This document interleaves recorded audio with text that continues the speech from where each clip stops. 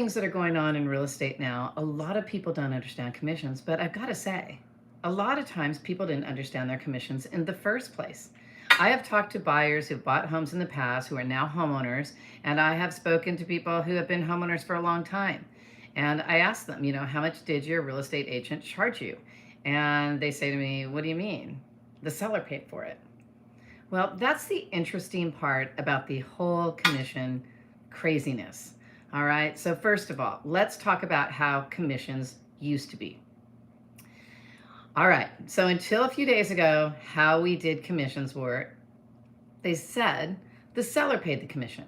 And many times, incorrectly, a real estate agent would tell a buyer, oh, don't worry about paying me. The seller's going to pay me. Well, that's not true. And that should have never been said. And the problem with that is lack of education and lack of understanding how the system really worked. Hi and welcome. And basically what would happen is, you'd talk to your buyer, they would talk to their loan officer, they would get a pre-approval on their loan, and then they had barely enough money for the down payment and the closing costs, especially if they're first-time home buyers or they're veterans or they're doing FHA. They don't have a whole lot of money for the down payment, the closing costs, and paying for the real estate commission. So when some real estate agents talk to their buyers, they would say, don't worry about paying me. You don't have to pay me anything. Well, let's think about that logically. Logically speaking, okay, nobody's going to work for free.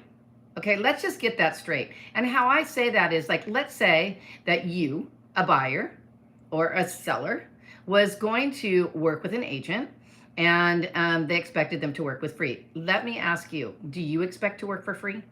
Would you say if your boss said to you, hey, Kathy or John or whatever your name is, why don't you come into work for the next 2.5 months and don't worry about being paid? It's okay, you can work for me for free. I don't think anybody would really want to work for free.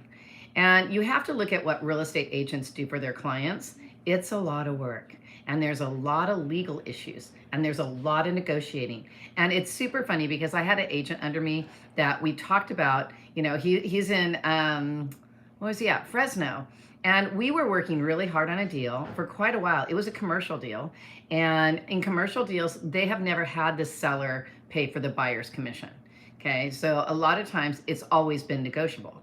So whether it's residential or it's commercial, the commissions on both sides is negotiable. Hello, how you doing? So basically, it's always been negotiable. And keep that in mind when I tell you at the end how the settlement came about and how wrongly we were treated. And it's not just this settlement, it's other things I've seen happen. Our judicial system is broken. It's broken in a bad way. And for it to be broken, for the National Association of Realtors to have to pay because one real estate agent made a mistake and one real estate agent didn't explain it correctly, why wasn't that one real estate agent sued? Why wasn't her company that she worked for sued? Oh, because there wouldn't be enough money in it for the attorneys, not for the plaintiffs. Because what you have to realize is in a class action lawsuit, and I've double checked everything I'm saying tonight, I have double checked it with my attorney, and I'm very careful about what I'm saying because I am involved in CAR. Next year, I'll be an NAR director, and I go to the meetings, and I don't even know how many town halls and legal panels that I've listened to and that I helped host. So I know what I'm talking about, and I'm going to make sure you guys all understand everything. If you have any questions at all, put them in my chat and I will answer them. So let's talk about how commissions used to work, but I'm going to answer some questions. Where are you from? Oh, cool hair. Thanks. Actually, I thought my hair was really bad because I've been in meetings all day and I am in California. I'm in Los Angeles, California. I don't know what you're talking about, but you are on fire. Thank you. So I'm talking about real estate and how it's going to affect buyers, sellers, and real estate agents, and basically everybody who wants to buy a home. So let's see what else that says. Hi, good morning. It's actually afternoon. Oh, you're in Linda City in Brazil. Oh my God, that's so cool. All right, so here's what we're talking about. So in other countries, thank you very much. In other countries, they do real estate a different way. But in the United States, how we used to, because my title is how we did real estate, how we're going to be doing it, so that you understand it. It says, for new agents, should we be worried about the last forms were used or learn the new forms? You're not going to be able to use the old forms anymore because they're taken off our zip forms. You're only going to be able to use the new forms. The next one, it says, are you still teaching crash courses? Absolutely. We have one on Saturday starting at 8:30 a.m. and it says courses to take the real estate exam. Yes, we are. That, like I said, it's starting on Saturday. How do you feel about going on lockdown again? Oh my God, don't even say that. But actually, you know what? I work out of my house. I have a gym in my house and I don't like leaving my house. So I'm cool with lockdown. Let's see. It says I have to review a message. You look like Phoebe from Friends. That is so funny that you say that, because I get so many people that say I look like Phoebe from Friends, but I also get Jennifer Lawrence's mom. Let's see. My eyes are natural. Yeah, there's nothing I can do with my eyes to make them not natural. They're a little red today. I don't know why. I look creepy. Well, thank you, monkey man, because you're probably creepier, because people that pick on people shouldn't have a right to pick on anybody. Okay, so why don't you just get off? What is the topic? The topic is, and we're going to go back to it because I'm trying to answer all your questions. The topic is how real estate commissions used to work, how real estate commissions are working from a couple of days ago, how they have been changed. See, too bad Monkey Man thinks I'm funny looking because somebody said I was beautiful. Thank you. For a 25-year-old, you're funny, Ray. You must be one of my students. And it says, I'm fat. No, you're not fat. Don't talk bad stuff about. Hi, Jessica. How you doing? Happy International Hawaii's Pizza Day. Oh my God, that's really great. People can have Hawaii pizza.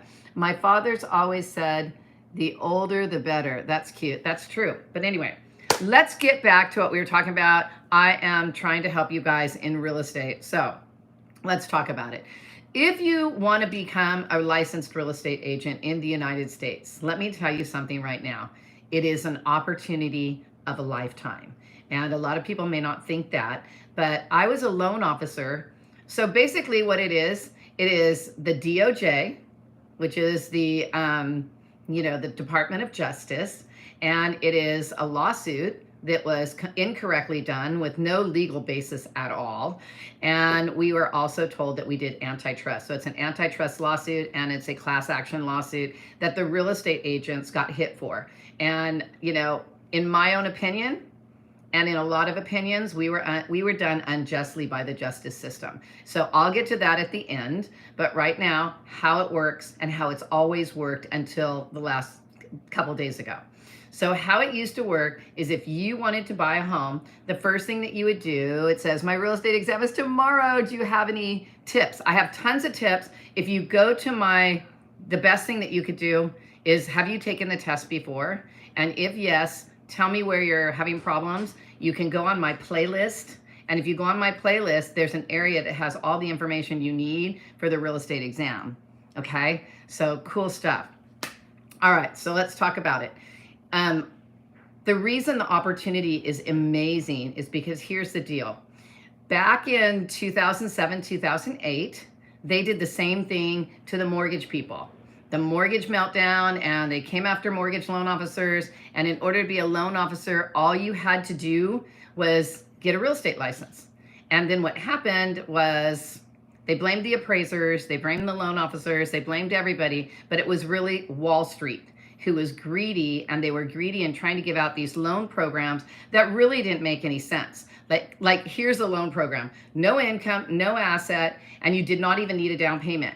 If you had a credit score of 720, even if you didn't have a down payment or closing costs, they would give you two loans, one loan at 80% and one loan at 20%. So with 100% financing, if you had a 720 credit score, you could buy a house as high as you wanted to. But the crazy part was, if your house payment was gonna be $5,000 a month and you told them that you made $15,000 a month, but you really only made $8,000 a month, how the hell are you gonna make the payments?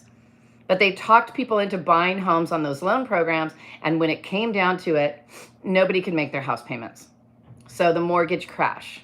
So when the mortgage crash happened, I'm trying to read your messages at the same time. What would be the cost of a moderate house there? A moderate house where I'm at is honestly, probably about 780,000. That would be a moderate house. The house I'm in, I paid a lot less, but the values keep crawling up. So anyways, let's talk about how it used to work. So with the mortgage loan officers, the reason I'm talking about them is I'm talking about the benefit to any of you that want to become real estate agents. So back during the mortgage meltdown, there was approximately 60,000 loan officers, 60,000 people with real estate licenses doing loans in California. And what happened after they completely re-regulated it, guess how many it was? 7,000. So it dropped from 60,000 loan officers to 7,000.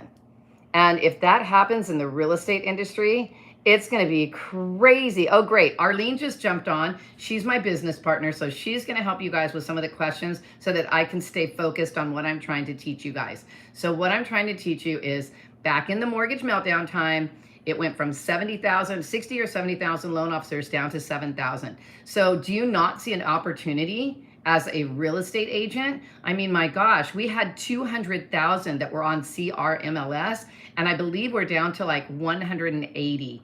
And so what's happening is a lot of the people in real estate that used to basically say what I told you earlier. Oh, don't worry about paying me. You don't have to pay me. I'm working for free. Why anybody would say that, I don't know. But there was a lot of uneducated and untrained people working with buyers telling them that, all you need is your down payment, your closing costs. You don't have to worry about me. Now, they were supposed to go on to say, I'm not working for free. The seller is going to pay me out of his proceeds.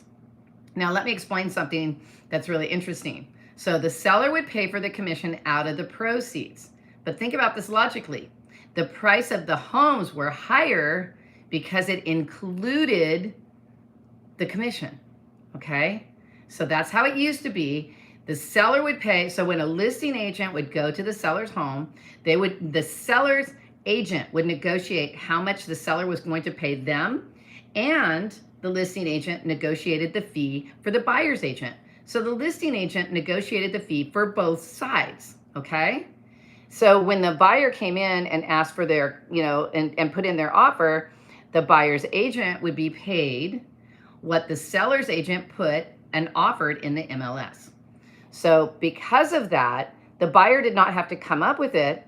But if you really look at the numbers, and here's a big blow to the Department of Justice, okay? The big blow is this. Look, houses were slightly higher because buyers were paying for the commission out of what they were paying for the home. So if you're buying a house for $780,000 and the house is worth about $780,000 and the appraisal comes in at $780,000, that's because the real estate appraisers knew that it was tradition for the sellers to pay it. So it was included in the fee to the house. So who really did pay the commission? The buyer or the seller? Because the buyer paid more for the house in order to be able to pay for their agent. Does that make sense? And so with that said, that whole Department of Justice and that whole lawsuit is thrown out the door because the sellers didn't pay for it anyways. Now, the interesting part is sellers are, the big lawsuit was about a seller, okay? But I don't want to get to the lawsuit stuff until I finish making sure you understand how the commissions work. So let's say so you could have gone to a company called Help You Sell, and they would have charged you, I don't know, 3 or 4%. The reason I don't know is because the funny part is the Department of Justice says that all real estate agents coerce with each other, and all real estate agents talk to each other about how much they're going to charge. Well, the funny part is most real estate agents, especially listing ones, sometimes they're so busy they don't even answer the phone. So how am I going to negotiate with the agent when I can't even get them on the phone? So what they would do is they would put it in the MLS and they would say how much they're going to pay the buyer's agent. Now, how agents should have worked, and I know that everybody believes that a career is all about money, but it's not. Because when I was looking for my buyers, maybe I'm crazy, but I never even looked at the commission amount. I would talk to my buyers, I would see how much they qualified for, and then after I knew what they were qualified for, I'd find out where they want to live and what are they looking for, what are their wants and needs, and then I would find the homes for them. And then when we decided which home to put the offer in, I would write up the offer. And most of the time, I didn't even look at how much I was making until we opened escrow. because that's not the whole point. We offer a service, and our service we get paid for by the seller for bringing the buyer. But the price of the house was a certain price because it included the commission. Okay? So here's the thing. How does commissions work? Well, what happens is the seller's agent, like I said, used to negotiate the fee, let's say 5%. And let's say that the seller's agent took 3% and they were offering 2% on the MLS to the buyer's agent.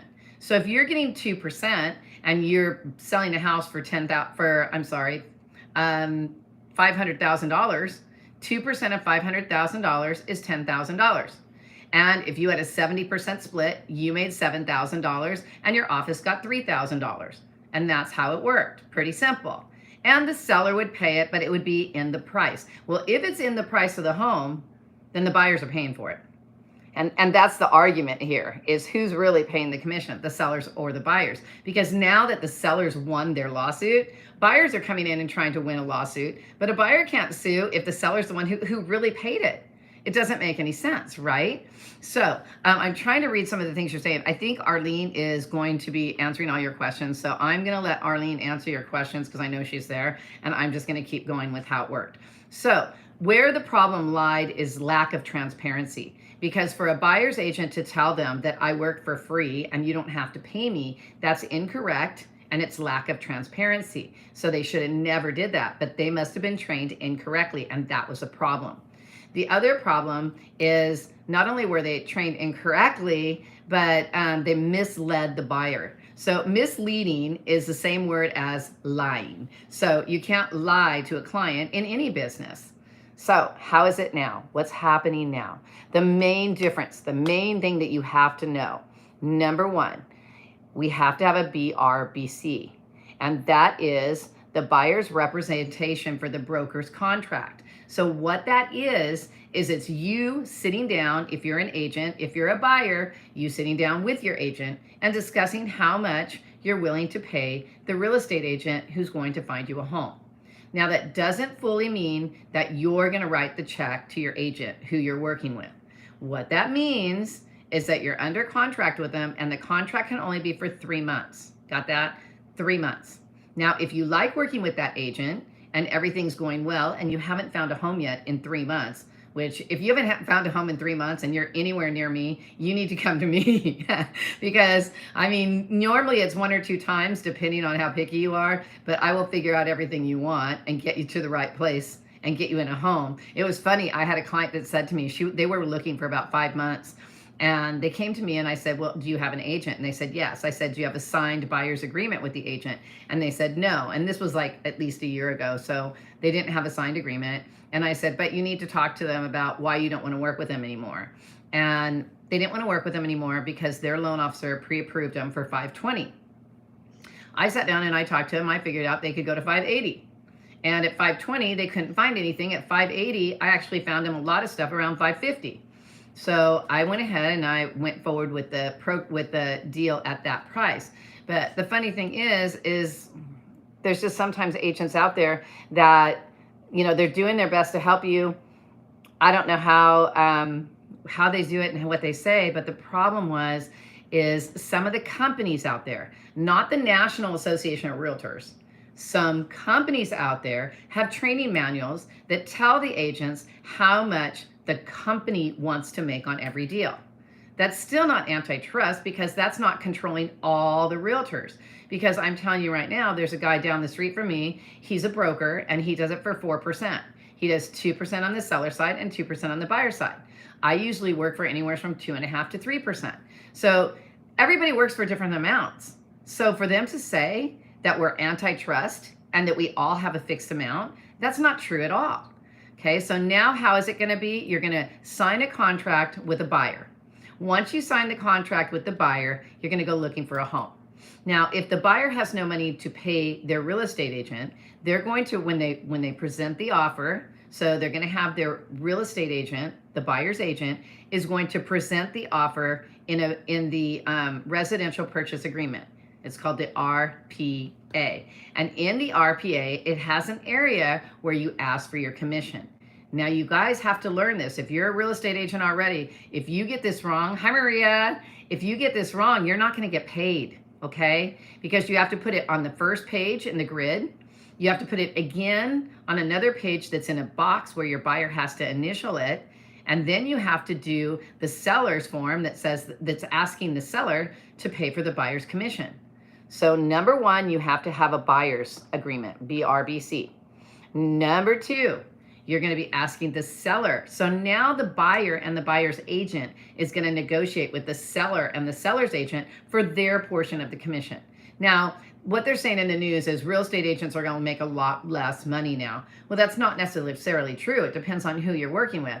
And, if you're, I can see where some commissions were way high, but if you think about it, if you're working on the average home, not the $1 million homes, but the average home, an average commission would probably be somewhere between $13,000 and $18,000, maybe.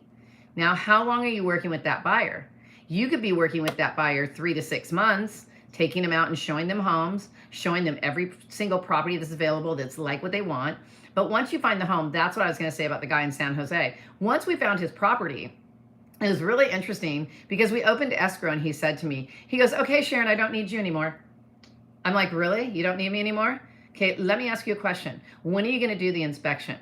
And if the inspection comes out with a problem on the property, who's going to negotiate if the seller's going to help you with those problems? Okay. What about if the appraisal comes in low?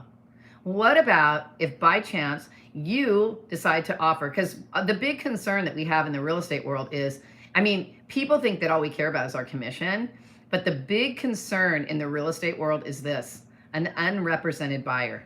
Now think about this. You guys think about this logically. Okay, you have a seller. Let's put you in this. Let's say you're representing the seller now. You have a seller, and you told your seller, if you're a listing agent and you don't discuss this with your seller correctly, it's gonna ruin the whole thing, because you may say crap about, oh, we don't need to pay a buyer's agent, and then what's gonna happen is you're gonna have to write up, if you get the buyer, you're gonna have to write up a BRBC, a buyer's agreement. And not only are you going to have to write up a BRBC, you're going to have to write up the RPA, which is a residential purchase contract, and you're going to have to put a commission in there for yourself, because nowhere on the listing contract does it say, if I'm a dual agent, you have to pay me more. Now, are you going to do both sides for free? And can you really do both sides? So you can actually, on the listing agreement, you can choose to help an unrepresented buyer. Now, if an unrepresented buyer is out there, let me tell you something.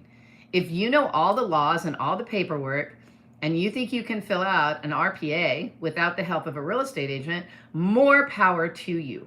And if you think that you can negotiate better than somebody who's been doing this all their lives, I've been doing it for like 40 years, then maybe you should go ahead and represent yourself. But the problem's going to be, you can't have the CAR forms, that's the California Association of Realtors forms, unless you pay for them, which is about $1,000. Okay, so yeah, I guess if you're an unrepresented borrower or buyer, you can fill out the form, you can buy the forms from CAR, you can fill them out yourself, but there's a lot of legal information in there. And do you really, what I don't understand, what most people don't understand, is this is the biggest investment in your life.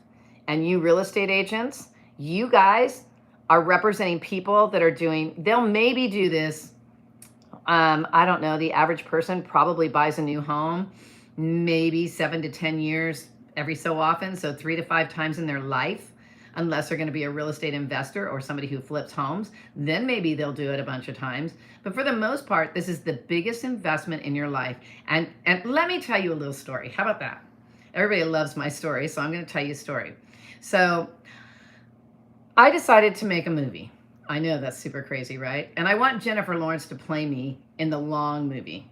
But in the short film, I decided that I was going to do a short film, and it's part of my movie. And I took it to, and we did make the movie, and we took it to film festivals, and we won like best actress. We won best short film. We won a bunch of stuff. But before we went to make it, it's my movie about myself, okay? And my screenwriter, who I paid $200 a week to help me write my play, which if you guys have a great story, let me tell you, put it down, do it. Because it was an amazing journey for me. And I would have never not wanted to do that. It was amazing. So I called my attorney. I said, you know what? And he said, what, Sharon? I said, Natalie, my screenwriter, we already hired the production company, and she says I have to audition to play myself.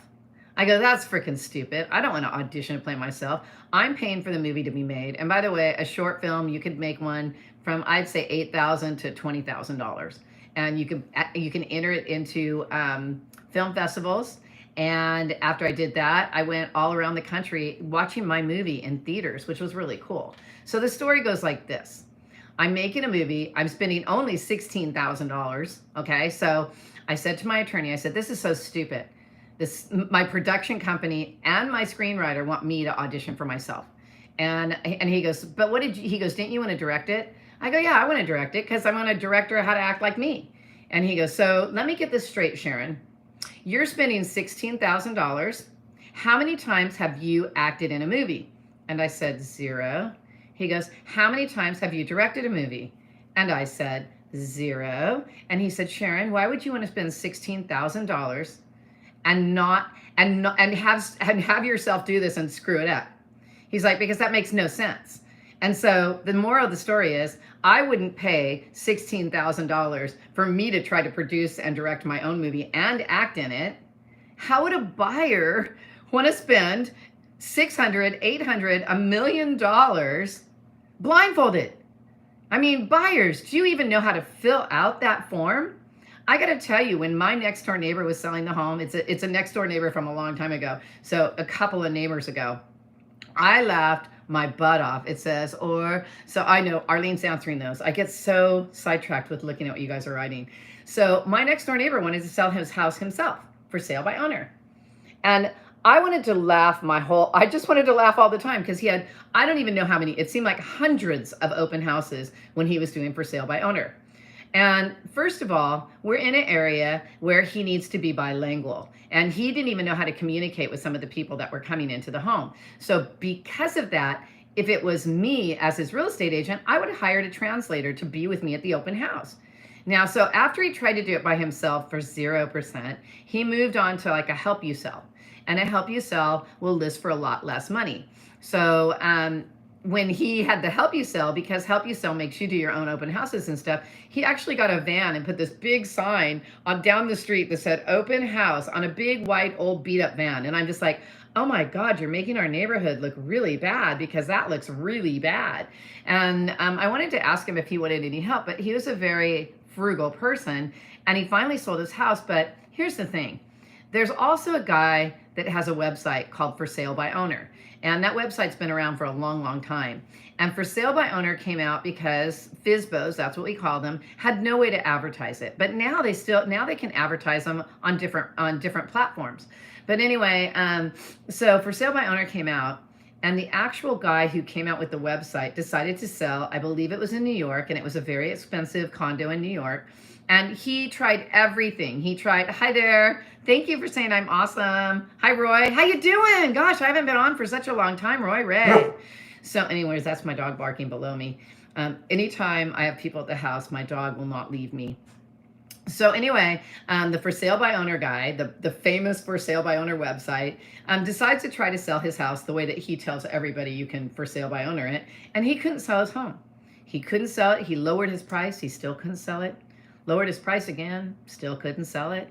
And then later on, he decided to, oh no, hire a realtor. And the realtor said to him, you know what, your house is really worth this much. I don't know why you're listed down here. And the guy said, well, I had it listed and I got nobody bought it. And then I had it, I lowered it and still nobody. He goes, that's why I decided to hire a professional, okay? That's what real estate agents are. We're professionals. We're helping you with the biggest investment in your life. So what happens? The realtor sells the home within less than 30 days and gets 20% more because they're a professional. So I'm trying to think of, the other thing I wanted to say about the BRBC. So for the longest time, real estate agents have been kicking their feet and screaming about, I don't want to have to get a contract, because if I have to get a contract, so some offices made it mandatory that you get a buyer's agreement. Well, if you can work at another place that says, well, you don't have to have the buyer's agreement, well, then maybe the buyer will go to the other agent because they don't have to commit to them. But let's think of this logically, you guys. Would you go to an auto mechanic and just drop off your car and not ask for an estimate? I mean, because that's true. Even auto mechanics have an estimate and tell you how much you're going to pay, right? How about a doctor's office? Before you go into surgery, don't you want to know how much it's going to cost before you go into surgery? Or you're going to have a root canal because, of course, the dentists aren't covered by insurance. So you want to, I mean, like literally when I sit in my dentist chair, he's like, okay, this is what we have to do. And I'm like, wait a minute, how much is it going to be? And he's like, well, we need to do this and this. And I'm like, well, how much is that going to be? So, and sometimes even makes me pay, I usually have to pay the day that I have the work done. So why wouldn't a real estate agent who's helping a buyer with the biggest investment in their life, or helping a seller with the most important investment in their life, because when they sell that, they're probably going to buy another property, why would you not want a professional? That's my question. And why would a buyer's agent not want a contract? The seller's agent has a contract. I mean, think of that logically. So I want to see this. It says, wait, you need to familiarize yourself with how to use the MLS and forms. Plus, it takes about a week or two to get full access to the MLS forms and the super key. Oh, Arlene's telling you guys what to do to get going. So it does take a little bit of time to get familiar with all the forms, but there are classes. So if you already have your license, you can go on car.org. Here goes. I got it because I had to say it a million times. car.org/risk management/broker compliance. And I think Arlene will remember that and put it in there. But you can go there and get the forms. But if you're already a real estate agent, you can actually go into your forms because they're there now. Now, CAR has a class right now on the buyer's agreement that's pre-recorded. And they have a class on the seller's, the listing, the residential listing contract. So there's lots of stuff to know. But you guys, let me see if there's anything else I have to tell you that's really important. Let's see. Oh, here, I said commissions. See, it says commissions. Commissions have never been fixed. Somebody needs, okay, so now I told you guys that before the sellers would pay for it, but it was built in the price. So who really paid for it? The buyers, right? Because if the price was slightly higher than what the house is really worth, and the appraisers say that that's including the commission, then the buyers were the ones paying for the commission, not the sellers. In fact, the buyers are paying for the seller's commission and the buyer's commission, if you really want to look at it that way. Now, talking about the lawsuit, because this is, let's see, I'm going to give you facts, and these are true facts, and I'm not going to lean either way because I don't want to get myself in trouble, but this is how it goes. Do you swallow? What is that supposed to mean? Oh, you know what, Christian, you need to just get off my site, okay? Here goes. So, first of all, the lawsuit, when we were taken to court because there was a husband and wife in Missouri. I hate to say this, but maybe they're miserable. I don't know. But some people, when I was going to Missouri, I had a great time in Missouri, by the way. I went there for a film festival. And when I was on the airplane, I was talking to a lady, and she says, oh, some people call it Missouri, but some people call it misery. And that's because, and I talked to her for a while, and she was telling me that her parents sold their house in Oregon for like $2 million and bought a house that was, if it was in California, it would have been $5 million, but it was in Missouri. So it was only $450,000 on 10 acres with a guest house. And I'm like, wait, talk to me more. I want to know about 10 acres and a guest house. And I said, why? I mean, gosh, why isn't everybody in Missouri? And she said, well, I go, what's the downfall? Tell me the downfall. Because whenever I travel, I try to find out, maybe I should leave California, but I love California. I was born and raised here. So she's telling me all these great things about Missouri. And then she pauses and she goes, but we have tornadoes and we have major storms. And I'm like, major storms? And she's like, major storms. I'm like, forget that shoot. I'm not going to do that stuff. So anyway, the lawsuit that was against NAR, the National Association of Realtors, came about, and you can look up the couple. Literally, I took my phone and I went, show me the couple who started this whole thing. So their picture's not, they're an average couple. That's all I'm going to say. And apparently the story goes, and I read the story with their picture on it, so it's definitely the true story. They sold their house. And it was only like it was under $400,000 from what I remember. And they sold their house, but they said when their realtor came to their house, it had a checkbox. And it said, you can pay me 4%, 6%, or 8%. Which one do you want to pay me? Well, their realtor didn't explain how it works, and they didn't negotiate it correctly. And so it kind of bothered them. They're like, why should we pay the buyer's agent? And so they didn't like that. Then they told I think it was like they told their son-in-law and somebody who knew somebody knew the class action attorney. Now the class action attorney did his job in order to win. So he didn't say anything nice about realtors, okay? Now, let me talk to you about an antitrust class action lawsuit. First of all, before I even talk about that, I'm going to tell you about a basic class action lawsuit. So I talked to my attorney about it and I said, tell me about class action lawsuits. And he said, well, the attorney's the one that comes out with the money. A class action lawsuit is made to go after a company or a business or an association or, a group of people who are doing something incorrect that's hurting a consumer. Okay? That's what it's about. And it's to correct what they're doing. It's not to give all the consumers money, because right now, a lot of lawsuits are coming up. So we got a new lawsuit against NAR. Well, first of all, NAR didn't do anything wrong. They really didn't. So NAR did nothing wrong. One realtor, one listing agent sold a house. The husband and wife, went to an attorney, and they said that realtors charge fixed amounts. Every real estate agent charges a fixed amount. Well, wait a minute, Mr. and Mrs. Seller. Didn't she give you an option of 6 or 2 or 5 or 6 and 8? She gave you options, right? So how are they fixed? I want to know that. How are they fixed? First of all, the DOJ, how are they fixed? Because if they were fixed, every realtor in the United States would charge 6%. Or every realtor in the United States would charge 3% for the buyer and 3% for the seller. But that's not how it works. And so I guess I should be saying X because I'm not supposed to say a percentage, but I'm teaching, okay? So what you have to understand is it's not fixed. Like I said, the guy down the street, he does a flat fee, but it's not anywhere near what other people charge. And everybody talks about what they're worth to their buyer or their seller, and everybody negotiates it. Now, in the beginning, how we used to do it, the seller's agent negotiated the seller's commission with the seller and negotiated the buyer's commission for the buyer's agent. Now, the only difference is, number one, you have to have a BRBC, a buyer's agreement, before you step foot or show property to that buyer. That buyer's agreement can only be for 3 months. That's number one, okay? Number two, the listing agent's not the middleman anymore. The listing agent is not going to negotiate for you, the buyer's agent.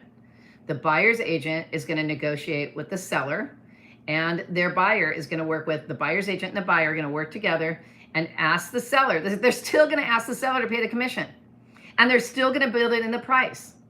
So the only thing different is you have to have that BRBC, and you have to know how to fill out the forms. So let me see what else I want to tell you. Oh, so about the lawsuit. I don't even know how it happened, because first of all, there's other lawsuits, like I said, that are coming out, and I think buyers are trying to sue now. And if the seller's already won, how are the buyers going to justify that they're saying that they're paying for the commission when the buyers already took the lawsuit? Because, the sellers already took the lawsuit. Now, that's odd too, right? So our commissions have never been fixed. But let me tell you about the lawsuit, because it's public knowledge. There were 8 jurors because it was a federal case. 8. See, 8?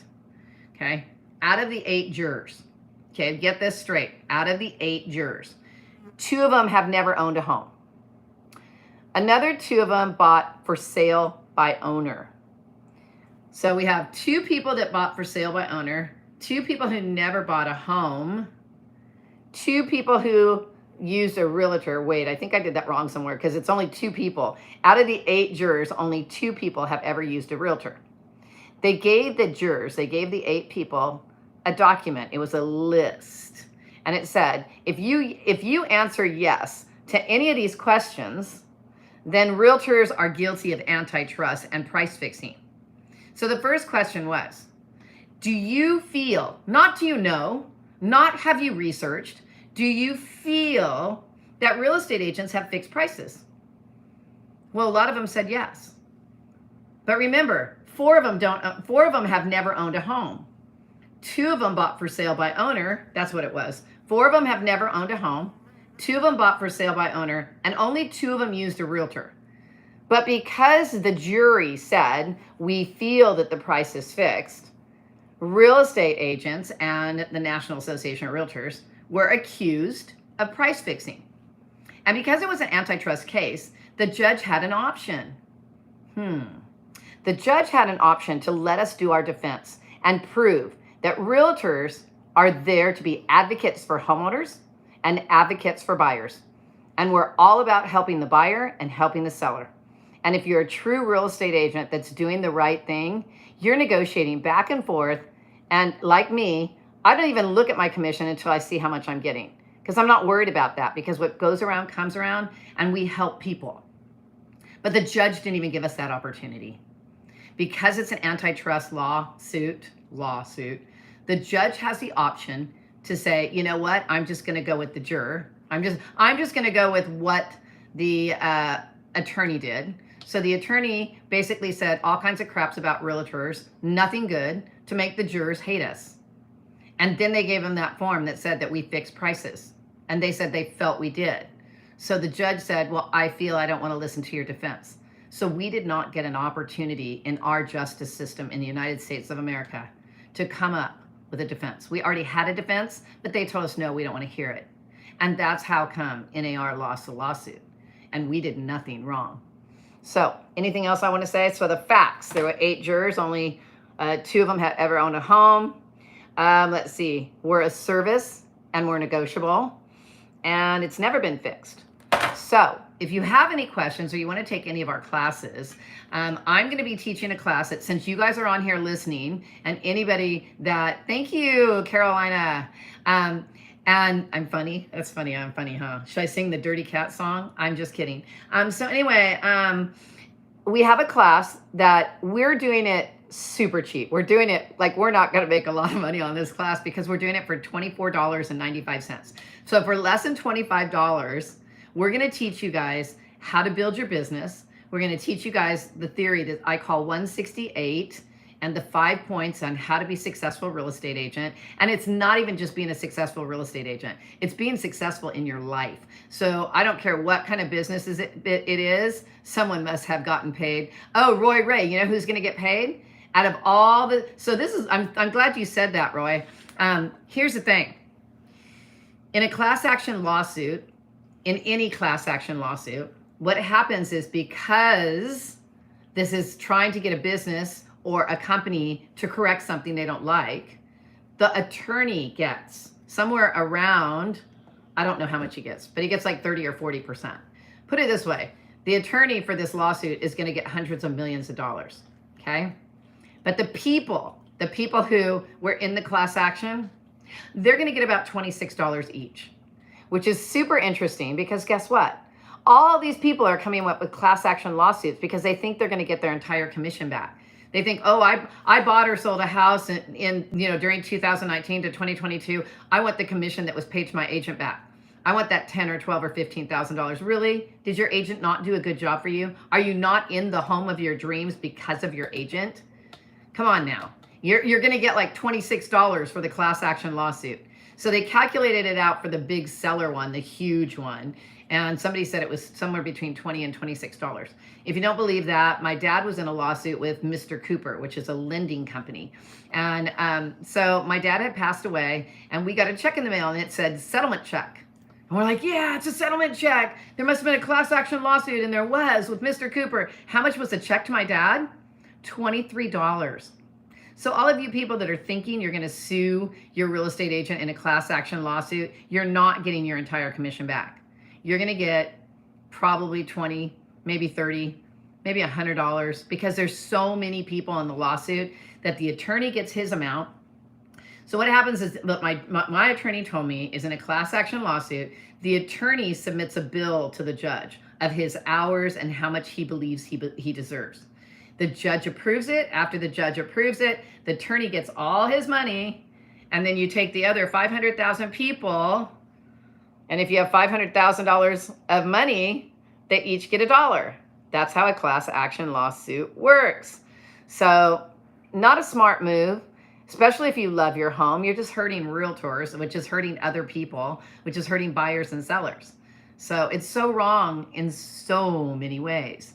And if you want to learn more about everything that I'm talking about, Saturday's class on August 31st is going to be our steps to success, which is talking about how you in any business can be more successful than you are. But we'll also talk about the stuff I've already talked about. So you already learned that, but we're going to talk about the actual forms, the BRBC and the buyer's contract and the seller's listing contract and the extra forms that you need, because if you don't have those extra forms, you're not getting paid.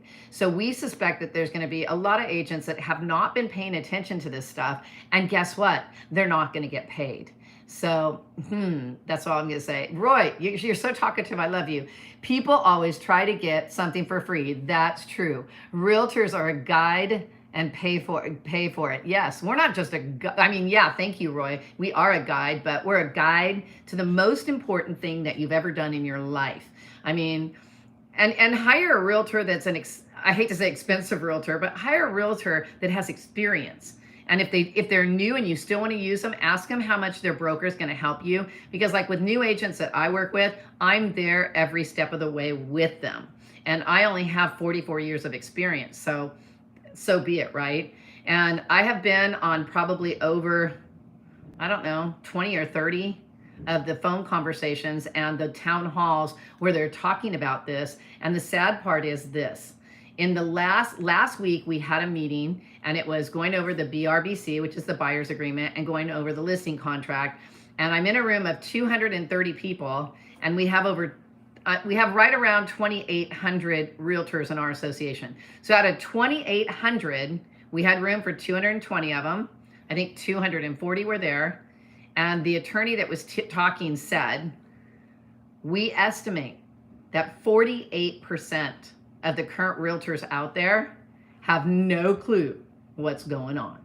So if you're going to work with a realtor and you're a buyer or a seller, work with one that's paying attention to what's going on so that they don't screw up and get you sued, because buyers and sellers can get sued just as much as real estate agents can. And you need to understand that. So what does that say? Oh, so Arlene's putting in the step to success and the information on it, because you guys, it's so important to help buyers and sellers, regardless of the fact that our justice system is messed up. And not just for that. I mean, there's so many things that are messed up. Like, I can't tell you how many times I've heard about people, people ask me all the time because I know a lot about lawsuits. I know about divorces. I help people who are going through divorces, and I help people who have been sued. And I can't tell you how many people that I have met who have been sued, but were never served. I don't even know if the person suing them even tried to serve them. And they didn't show up in court, and because they didn't show up in court, the person automatically won. And if somebody sues you in court and you weren't served, you have 6 months to find out that you lost a case and you can overturn it. But how do you know you lost a case if you were never served and you didn't know you had a case?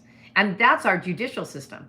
When you're served, they should get a signature. That should be law. And maybe that's one of the laws that I'll work on. But I'm going to be working on another person from my association board on helping elderly people who are mom and pop landlords so that they don't make any mistakes that could cost them a lawsuit. So if you guys have any more questions or you want to talk to me about anything else, feel free to reach out to us. I know that there's a comment area on my YouTube channel, and I will answer your comments. And we are doing the real estate exam prep this weekend, Saturday and Sunday. And then coming up after that, it's going to be the MLO class the first week of September. So if you're interested in learning how, hi there. Hey, Ellie, how you doing? We're going to be doing the mortgage loan origination class the first week of September. Now, remember, we also teach brokers how to pass, and all of our brokers this year, every single one of our brokers has got their license, which is awesome. So if you know anybody that's a real estate agent that's trying to get their broker's license, and why they wouldn't, I do not know. Get your broker's license. Get your MLO license. Learn how to do business. Learn every step of the way. We actually have a class. I don't know if it's recorded. I think I need to record it. It's called Understanding the Mortgage Process. And if we can fit it in somewhere, we'll advertise that we're doing it. But you guys pay attention to what we're doing. We always advertise our classes. You can find us here. You can find it. Oh, thank you for asking about my mom. She's doing great. If you watch my TikTok, you'll know that me and my mom constantly fight with AT&T and DirecTV. Horrible people. And that's a whole nother story. And on TikTok, I'm SS, like Sharon Suzanne, SS Butler 8. On Instagram, I'm SharonButler.re pro, real estate pro. And we also have an Instagram that's California CA_RE trainers. So you can find us really easy, and watch my YouTube and subscribe. Please subscribe and comment and thumbs up and all that good stuff. And just if you're subscribed, when I'm going to do something like I'm doing tonight, you'll be alerted, and I'll put what I'm going to be talking about. So I also did a video today for Chapter 6 Landlord Tenant Laws, and I'm going to be doing, if I'm not live, we're going to post something, and we're going through the principles book if you need help getting through principles. So thank you so much for watching. Please share all of our information, because we just want to help people in the real estate industry and help buyers and sellers make a good decision about the most expensive investment in your life, because you don't want to make a mistake. Because I was about to sign off, but, I told you about the guy who said he didn't need me after we went into escrow. Well, the next thing is ordering your preliminary title report. Well, you already ordered it, hopefully, if you're the listing agent. But if you're the buyer's agent, you need to see the preliminary title report. Is there anything on the title of that house that makes it not marketable? So you need to understand how, as real estate agents, we read the preliminary title report. We talk about your title information. We do the appraisal. We review the appraisal and make sure it was done right. We pick a home inspection person, and we give you choices of home inspection people. We talk to your loan officer and make sure everything's going smooth. It's like 178 things that we do to help you, the buyers get their home. And it's like way more than that we help the sellers do. So, reconsider if you're thinking about doing it yourself, because you don't want to mess up on this decision in your life. Okay, so I'm just going to look really quick, and it says, on the way, Miss Sharon. You guys are so cute. You guys have I can't say it, amazing evening. If you have anything about real estate or loans that you want to ask about, or becoming a broker, feel free to reach out to us. We're California real estate trainers. I do not work for real estate trainers in Anaheim. I do not. I work for California real estate trainers, and that's myself and my business partner, Arlene. And you almost always, there's a fly flying around. You almost always speak to us before you sign up for any class, or you sign up for the one that has my little cartoon, okay? Have an amazing evening. Have an amazing week. I'll see you soon when I can think of another class to give you. Thanks. Bye.